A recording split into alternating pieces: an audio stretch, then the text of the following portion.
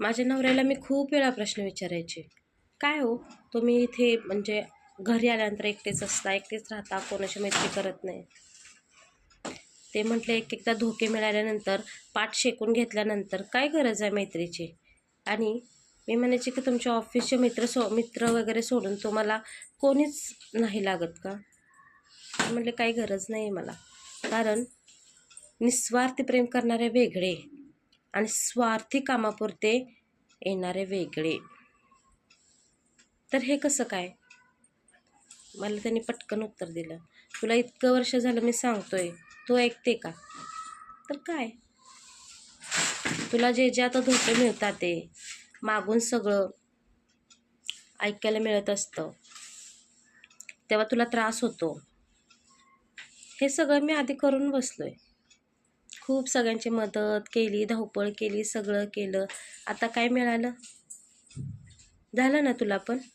धोकेच मिळतात आणि आपण गाव सोडून इथे राहायला येतो म्हणजे आपण काय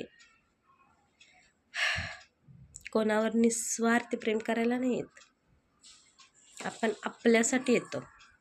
त्यामुळे तुला मी पहिल्यापासून हेच सांगतोय, अनुभवाचे बोल सांगतोय. तू ऐकत नाही, मग आता धोके मिळतात, निवांत बस खा.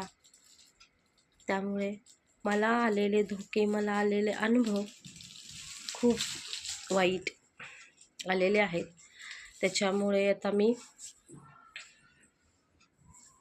अकलेची थोबाडी असते ना ती खाल्ली आहे. का तर नवऱ्याचं न ऐकल्यामुळे. स्वतः शहाणपण करायला जाते आणि नंतर ना मग धोका खाते.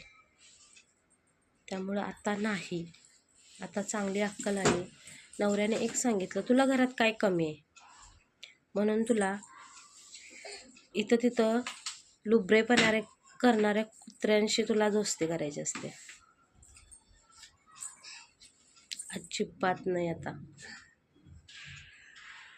तुम्हाला हे असा अनुभव आला असेल, तिथेच मागं सगळं सोडून टाका आणि त्रास करून घेऊ नका. पुढे एक शिकवण मिळाली म्हणून चांगली अक्कल घ्या.